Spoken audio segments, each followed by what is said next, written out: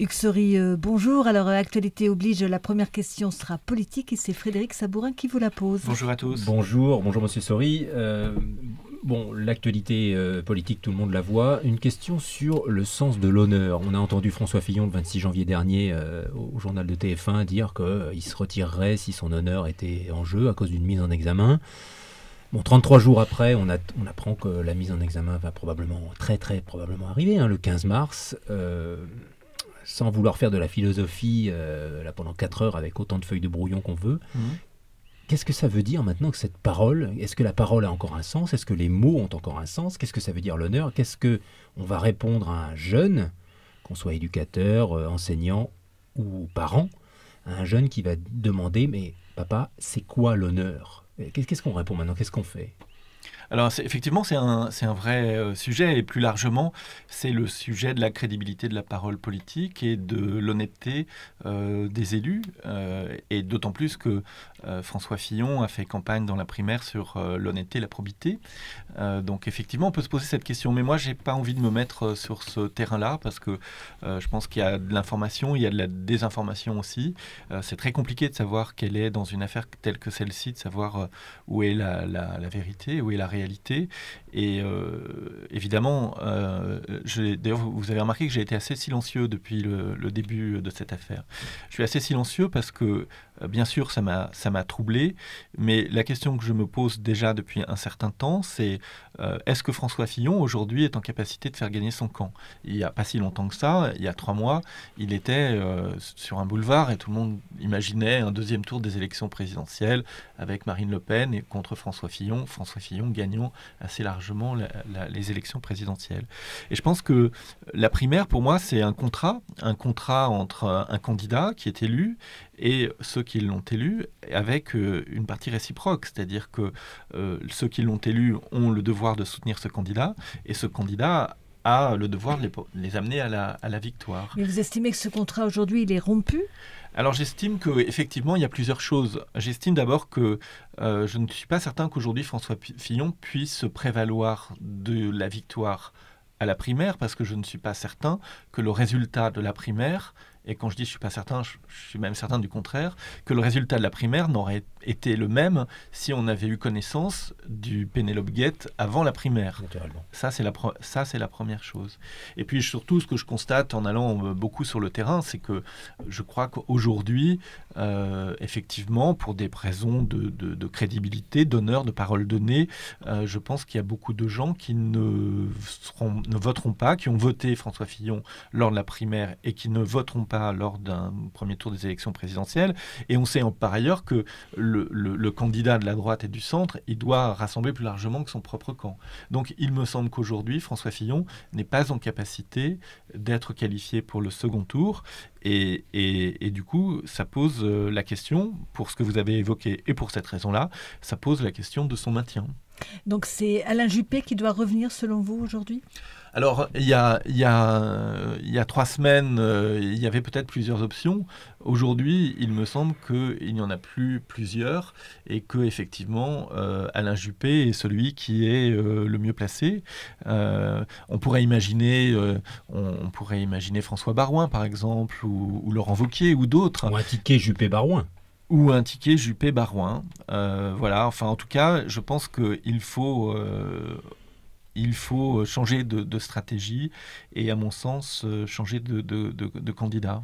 Parce que je pense que quelqu'un qui était sur une autoroute pour gagner, qui se retrouve dans une impasse, eh bien, il a aussi, effectivement, François Fillon est probablement un homme qui a des capacités d'homme d'État.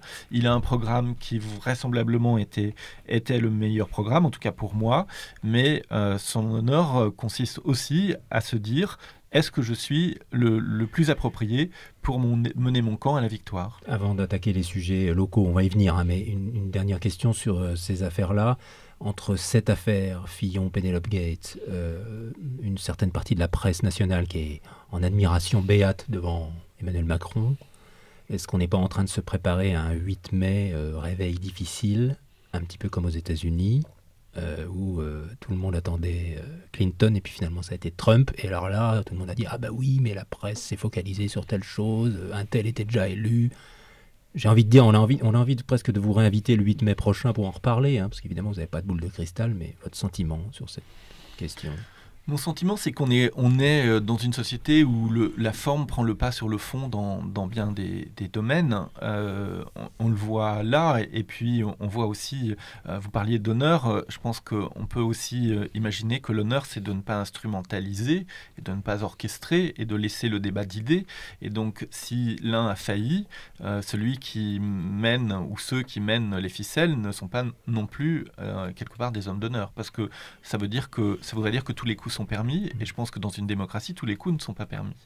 Il y a une éthique qu'on doit respecter de part et d'autre. Alors effectivement, de tout ça, eh bien, je pense que nos concitoyens peuvent ou ne pas aller voter par dégoût de ce système. C'est ce qui risque d'arriver. C'est ce qui risque d'arriver beaucoup, ou voter vers des extrêmes. Et aujourd'hui, personne ne sait comment ça va se terminer. Alors on va aborder les sujets plus légers, départementaux. Encore que. Et on va commencer par l'agriculture, puisqu'actuellement il y a le salon de l'agriculture à Paris. Vous n'y êtes pas allé, je crois, cette année. Non, je n'ai pas eu la possibilité d'y aller cette année. J'étais allé l'année dernière, j'irai sûrement l'année prochaine. Alors c'est pas parce que vous n'y allez pas que le Conseil départemental du Loiret ne fait rien pour l'agriculture. C'est d'ailleurs pas forcément dans vos compétences directes, mais c'est un choix que vous faites. Absolument. Parce qu'il n'aura échappé à personne que le Loiret, c'est pas que Orléans, c'est aussi un territoire très agricole et très, très rural. Avec la Beauce. Avec la Beauce, entre autres. 1 million d'euros de soutien à l'agriculture est prévu, budgété pour 2017, avec notamment une subvention de presque 240 000 euros à 237 120 euros à la Chambre d'agriculture, avec plusieurs axes prioritaires, dont aussi un axe prioritaire qui est le soutien à Loiret Écoute Active. Léa. Léa, voilà, pour ne pas la nommer. Oui. On peut rappeler ce que c'est et puis dire l'intérêt pour les agriculteurs, parce qu'ils ont des situations qui sont très difficiles et c'est une façon justement de leur venir en aide. Pourquoi soutenir Léa et comment ça se passe? Alors, juste un mot avant pour dire qu'effectivement, je ne suis pas allé à la Chambre d'agriculture, mais je vais régulièrement voir... Au salon. Au salon de l'agriculture, mais je vais régulièrement voir des exploitations agricoles et des agriculteurs. J'ai beaucoup d'admiration pour leur travail et je trouve que c'est une profession qui est un peu caricaturée et méconnue. Et donc, effectivement, le département du Loiret est un département agricole. Nous avons dans notre enceinte un certain nombre d'ailleurs d'agriculteurs. C'est presque une tradition. Enfin, en tout cas, ça fait très longtemps que le département aide la profession agricole et nous avons continué de le faire dans les mêmes conditions. Alors, pourquoi Léa? Parce que les agriculteurs cumulent les difficultés, des difficultés liées au contexte économique, des difficultés liées au contexte administratif, qui est particulièrement lourd pour cette profession, et puis des difficultés liées au climat. Et donc, dans cette dernière année, à peu près tout s'est cumulé, et on a vu de très nombreuses exploitations qui étaient en grande difficulté. Et la Chambre d'agriculture a lancé un dispositif d'aide et d'audit des exploitations agricoles pour venir en soutien donc, de ceux qui connaissaient des difficultés, qui nous a semblé être particulièrement intéressant. C'est-à-dire que des équipes de la Chambre d'agriculture vont dans l'exploitation avec l'agriculteur pour essayer de voir quelle est la situation, faire une sorte de bilan de sa situation économique et essayer de lui proposer des solutions. Et donc le département a choisi d'appuyer cette démarche importante, me semble-t-il, pour cette profession. Et est-ce qu'il y a également du soutien, j'ai envie de dire, en amont, avant qu'il y ait des difficultés aussi, pour aider l'agriculteur à faire les bons choix? Parce qu'aujourd'hui, on voit qu'on a une agriculture qui évolue. Comment est-ce qu'on les identifie? S'ils ne se manifestent pas eux-mêmes, on ne peut pas savoir que ça va mal. Ben oui, bien sûr. Quand on est arrivé au point de non-retour, avec des suicides, y compris dans le Loiret, il y en a eu un il n'y a pas longtemps, c'est pas là qu'on peut faire quelque chose. Alors il y a aussi une commission qui existe au niveau de l'État, qui réunit un certain nombre de partenaires des agriculteurs et des agriculteurs eux-mêmes. Enfin, il existe différents dispositifs qui vont dans ce sens. Mais effectivement, si un agriculteur ne veut pas être aidé, s'il n'a pas conscience de la situation, eh bien là c'est plus compliqué. Mais c'est le cas? Selon vous? Non, j'ai l'impression que, en tout cas, le dispositif Léa, je crois qu'il y a un objectif de 300, environ 300 audits à court terme. Et donc, ce sont en général des agriculteurs. Là, enfin, en général, ils ont conscience de la situation, malheureusement, et ils ont conscience des difficultés. Et quand on est dans quand on est dans la situation difficile, on a aussi des partenaires type les banques qui vous ramènent à la réalité. À la dure plusieurs réalités. Les 5 axes prioritaires, on peut les lister très rapidement: protection de l'environnement, l'équilibre des territoires et les mutations agricoles, l'insertion, l'emploi et la solidarité, le développement de projets collaboratifs multipartenariaux, et puis la valorisation de la production, des productions locales et de leur attractivité. Valorisation des productions locales, on peut rentrer dans le concret, c'est tout ce qu'on appelle les circuits courts, c'est aussi donner des légumes et des fruits locaux dans les collèges, dans les EHPAD, c'est tout ça ? C'est tout ça. Alors là, on n'est plus dans le dispositif Léa, on est dans le dispositif d'aide à la chambre d'agriculture.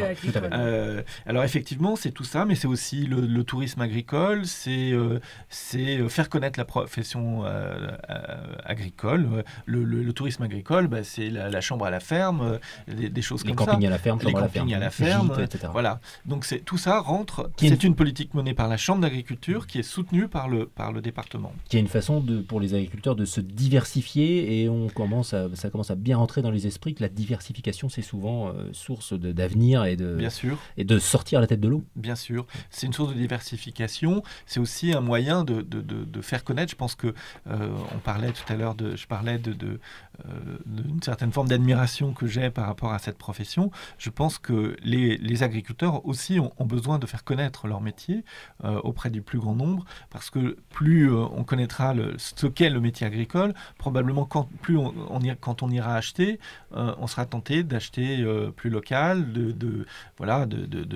et puis je crois qu'il doit y avoir aussi une réflexion au niveau des prix et de la répartition des différentes strates dans un produit qu'on achète, entre celui qui produit le bien et celui qui le vend. Oui, on pense aux marges des grandes surfaces.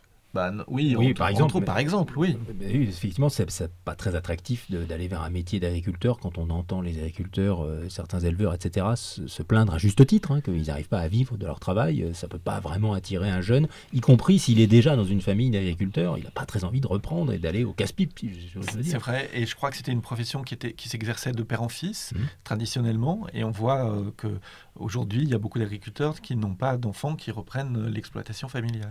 Et pourtant, une étude récente a montré qu'il y a des jeunes qui sont attirés par la profession d'agriculteur, retour à la nature, être son propre patron. On voit qu'il y a quand même encore des atouts. Comment le Loiret peut aider ? On voit des situations formidables. Moi, je connais quelqu'un qui était un chanteur d'opéra, alors c'est pas une exploitation agricole, c'est une entreprise d'insertion qui fait de l'agriculture. Mais effectivement, il y a des gens. Alors, c'est pas un métier, à mon avis, c'est un métier qui est devenu très technique. Et les gars que je vois sur le terrain qui sortent des écoles, sont plutôt des ingénieurs ou des techniciens supérieurs, des informaticiens. Et puis ils ont une connaissance des sols, du climat, de tout un ensemble de choses, de l'agronomie en fait, qui est pointue. Donc on ne peut pas comme ça dire je quitte demain matin mon métier pour faire celui-ci. Oui, c'est par rapport au retour à la nature que vous dites ça. Effectivement, c'est plus l'utopie du Larzac, mais c'est aussi peut-être aussi quitter un certain mode de vie citadin. Probablement. Le chanteur d'opéra est passé du chant au chant, et nous passons des chants à... Alors peut-être, on va dire un mot des drones et des robots, on avait dit qu'on dirait parce qu'effectivement, là, je crois que la Chambre d'agriculture du Loiret innove également en prêtant ou en louant du matériel très très innovant. Vous en parliez aux agriculteurs. Oui, je pense qu'il y a différentes formes d'agriculture, des plus traditionnelles aux plus innovantes, et on voit dans le département du Loiret des gens qui utilisent des drones. Alors ça sert à quoi ? Ça sert notamment, alors c'est compliqué, je ne suis pas du tout spécialiste. Moi, ce que j'ai compris, c'est qu'il y a des systèmes aujourd'hui avec des photos aériennes un peu spécifiques, relayées sur ordinateur, qui permettent de cartographier un champ et de définir précisément, avec ensuite des sondes, de définir de valoriser la terre et de la définir, sa profondeur, ce qui permet de mettre précisément la quantité d'intrants d'engrais au bon endroit et la quantité d'eau au bon endroit, ce qui est à la fois une économie pour l'agriculteur et ce qui pour l'environnement est une bonne chose, parce qu'on utilise la juste quantité ou d'eau ou d'engrais. Et les robots, ça sert à faire certaines tâches ? Je vous suggère d'inviter un agriculteur. Il n'est pas encore président de la Chambre d'agriculture. Mais il existe des robots. C'est la Chambre d'agriculture qui le fait. On change de thème. On va passer à un autre sujet qui intéresse beaucoup les Loiretains et qui, alors là aussi, la compétence du conseil départemental, c'est le bien vieillir. C'est assez joli comme formule d'ailleurs, et c'est plutôt mieux qu'un plan vieillesse ou je ne sais quoi. On peut faire un point d'étape, où est-ce qu'on en est de ce plan bien vieillir, parce que c'est toujours une inquiétude pour les familles et les personnes. Où est-ce qu'on va aller, comment ça se passe, aller en EHPAD, combien ça coûte. C'est quoi ce plan bien vieillir, on en est où? C'est un vrai sujet pour le département, parce que notre population vieillit, parce qu'en même temps, l'aspiration de nos concitoyens âgés, c'est de rester le plus longtemps possible à domicile. Et financièrement, vous savez que le département intervient dans le financement de l'APA, des maisons de retraite, et donc il y a un intérêt commun à favoriser le vieillissement. Mais malgré tout, alors donc il y a dans le plan Bien vieillir, il y a différentes actions pour maintenir les personnes âgées à domicile, mais il faut aussi des EHPAD. Le constat a été fait que, contrairement au collège où il y a eu un vrai plan de rénovation dans le département, on a un certain nombre d'EHPAD qui sont dans un état qui nécessite de faire des travaux lourds ou légers, voire des reconstructions. Il y a plus d'une 60aine d'EHPAD dans le Loiret. Il y en a 24 qui ont été fléchés comme étant devant subir ces travaux. Donc il y a un plan qui a été mis en place. Le département va financer une partie de ces travaux. Le reste sera financé soit par la région, soit par les établissements eux-mêmes. Donc on en est... Alors ça a mis un peu de temps pour démarrer parce qu'il y avait notamment des études pour voir quel type justement de modifications il fallait apporter. Mais c'est lancé, des premières réunions ont lieu, des permis de construire vont être déposés bientôt. Et donc notre objectif, c'est que dans le mandat, alors les sujets les plus compliqués, c'est-à-dire ceux de Gien, de Château-Renard, de Châteauneuf-sur-Loire, de Faillé-aux-Loges, tout ça, cela soit complètement réalisé. C'est-à-dire là, ce sont des reconstructions et que pour les autres, les travaux soient engagés et que donc d'ici 2021, on puisse faire le constat d'EHPAD réhabilités. Est-ce que vous êtes harcelé, entre guillemets, par les prestataires privés de construction d'EHPAD ou de gestion d'EHPAD qui voudraient profiter de l'occasion peut-être pour se saisir à la régulière, de quelques EHPAD, et ce qui permettrait aux Loiret de se délester de certaines EHPAD, parce que c'est quand même très coûteux. Ah non, mais parce que ça, c'est pas tout à fait comme ça, parce que les EHPAD, contrairement au collège, ne sont pas propriété du département. Sauf 3, d'Ordive, Bazoches, enfin il y en a 3 dans le département, dont le département est propriétaire seulement des murs d'ailleurs, il y a un gestionnaire extérieur. Donc là, c'est la maîtrise d'ouvrage et en fait l'EHPAD lui-même. L'EHPAD lui-même. Et le département vient abonder donc financièrement le coût des travaux. Concernant un autre projet Loiretain demain. Et oui, on passe du bien vieillir à Loiretain demain. Oui, mais ça peut être la même chose d'ailleurs. Les transitions sont bonnes. Ouais. Alors justement, vous en êtes où de ce projet qui a été lancé déjà il y a quelques années? Loiretain demain, c'est une démarche, moi, que je trouve très intéressante. Et vous savez, dans l'action politique, il y a le quotidien qui est nécessaire et parfois intéressant. Et puis, il y a aussi se projeter dans l'avenir. Je pense que si on veut prendre les bonnes options, il faut avoir un regard qui porte un peu au loin. Au-delà du mandat ? Au-delà du mandat, mais c'est pas une démarche électorale, c'est une démarche parce que là, je serais probablement dans un EHPAD au moment où Loiretain demain se terminera, parce que là... D'où l'intérêt de bien les rénover alors. Oui, parce que là, on se projette au milieu du siècle. Loiretain demain, c'est une vision à 2040-2050. Ah, mais les départements n'existeront même plus, alors ça se trouve. Si, moi je suis persuadé que les départements existeront. Et donc on travaille sur ce sujet avec toute la marge évidemment d'incertitude que ça peut comporter, mais on parlait des agriculteurs tout à l'heure, on voit qu'on est dans un moment de l'histoire humaine où il va y avoir un basculement technologique, une évolution technologique formidable. Je suis persuadé que nos vies d'aujourd'hui ne sont pas celles... ma vie n'est pas celle de ma grand-mère qui était née au 19e siècle et je crois que ça va s'accélérer très vite et donc il est nécessaire de réfléchir et de s'engager sur différentes voies parce qu'on ne se logera pas, on ne se soignera pas, on ne travaillera pas dans 20 ans, 30 ans de la même façon qu'aujourd'hui, j'en suis convaincu. Alors comment vous faites justement pour anticiper et faire ce pari sur l'avenir ? On voit tout à l'heure, avant l'émission, on parlait d'un d'un système, par exemple, qui se projetait sur le bras, où on pouvait avoir son écran de téléphone, non pas sur un téléphone, mais sur le bras. Bon, il y a des pistes aujourd'hui. On parle de plus en plus de la voiture qui va être guidée, sans chauffeur. Connectée. Enfin, il y a plein de choses et dans beaucoup de domaines. Et on commence à voir les maisons passives. Maintenant, voilà, on sait que ça se fait. Et dans tous les domaines, on voit qu'il y a des évolutions fortes. Le sujet, c'est qu'une institution comme le département du Loiret ne soit pas déconnectée, sans faire de mauvais jeu de mots, de cela, mais accompagne ce mouvement, voire l'anticipe dans certains cas. Parce que nos territoires se développeront le mieux possible dès lors que des décisions politiques seront prises pour accompagner l'évolution de notre société et l'évolution des technologies. Alors, vous parliez des voitures électriques, effectivement. On sait qu'actuellement, les voitures, elles existent, elles sont encore un petit peu chères, mais il y a tout simplement très peu de bornes pour les recharger. Oui, mais enfin les bornes pour les recharger, ça pose un autre problème. On avait d'ailleurs dans le département un projet d'installation des bornes, sauf qu'aujourd'hui pour recharger une voiture, ça demande quand même du temps. Et s'arrêter en race campagne ou dans un petit village où il n'y a pas grand-chose pour laisser sa voiture pendant 2 heures parce qu'on doit la recharger. On fera du tourisme rural. Oui, on fera du tourisme rural. Je pense qu'aujourd'hui, on voit que justement les batteries ont des rayonnements, donnent des possibilités d'autonomie qui sont plus grandes qu'il y a encore 2-3 ans, et on ira, j'en suis persuadé, vers des véhicules électriques avec une autonomie conforme à celle des véhicules à moteur thermique. Oui. On parle du patrimoine. Oui, dernier thème de cette émission, Hugues Saury, si vous voulez bien, la valorisation du patrimoine, avec la réouverture du château de Gien. On va en parler un peu, ça sera au mois d'avril, on rappellera la date. Mais d'abord, plus globalement, ce sont des investissements lourds quand même pour un département. J'ai envie de dire, une question nous on connaît un peu déjà la réponse, mais les auditeurs pas forcément. Pourquoi ce choix? Parce que c'est très coûteux, et à quoi ça va servir en période de crise, vous savez, c'est souvent ce que les gens se demandent. Vous savez de quand date le plus ancien dispositif du département en matière de patrimoine? Au 19e siècle probablement. 1915.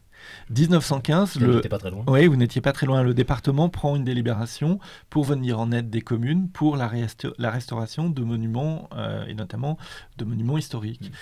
Donc ça veut dire que c'est quand même ancré dans les politiques départementales depuis fort longtemps. La défense du patrimoine, c'est quoi? C'est plein de choses différentes. C'est l'appropriation des habitants par rapport à leur paysage et à leur terroir. C'est du développement économique de différents types. C'est le tourisme. On est dans un département qui a une capacité, un potentiel touristique énorme, et je pense qu'on a des édifices magnifiques qu'il faut valoriser et qu'il faut restaurer.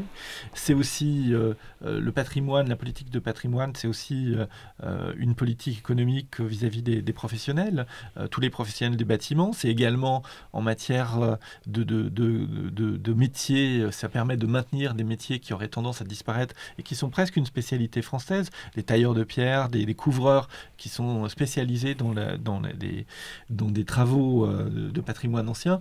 Enfin, je pense que c'est vraiment important. Alors, effectivement, le département est engagé. Alors, évidemment, toute chose est relative. Par exemple, en 10 ans, nous avons mobilisé 14 millions d'euros. Le RSA, tous les ans, c'est 80 millions d'euros par an. Donc on n'est pas dans les mêmes proportions, mais c'est une politique qui est très importante pour le département et que nous menons depuis longtemps. Alors justement, Frédéric parlait du musée Château de Gien qui va rouvrir en avril. Là, il y a aussi l'idée de favoriser le tourisme dans le Giennois, à l'est du département. Il y a dans les domaines des musées, alors effectivement, le 22 avril, il y aura l'inauguration du musée Château de Gien. Le château a été complètement restauré. C'est un site magnifique avec une terrasse superbe sur les toits de Gien et sur la Loire. Toujours dédié à la chasse? C'est un peu plus large, je crois. C'est un petit peu plus large. C'est la chasse, la nature, l'environnement, l'histoire. C'est-à-dire c'est la chasse dans son contexte, finalement, avec de très belles collections qui seront présentées. C'est plus de 9 millions d'euros d'investissement pour le département. Et pour le tourisme de Gien sur le trajet de la Loire à vélo, c'est qui est très important. Mais dans le département et dans l'est du département, on pourrait citer les tanneries à Amélie, superbe. Centre d'art contemporain, qui a ouvert à l'automne. Bien sûr, à l'automne, avec des expositions et un bâtiment somptueux. C'est le musée Giraudet à Montargis qui va bientôt ouvrir. C'est dans le nord du département, à Malesherbes, le musée de l'imprimerie qui va ouvrir cette année ou l'année prochaine. Alors à Malesherbes, c'est un nouveau musée, mais le musée Giraudet à Montargis, lui, il existait déjà. Ah oui, mais je pense que les gens qui iront à l'inauguration seront bluffés par les travaux qui ont été réalisés, parce que ça sera un superbe musée. Et voilà, donc je pense que en dehors de l'aspect patrimoine, que ce soit architectural ou environnemental de notre département, il a aussi des atouts en matière de musée. Je pense qu'il y a beaucoup de choses à faire dans le département, et il est attractif pour les Loiretains, mais au-delà, il doit l'être aussi.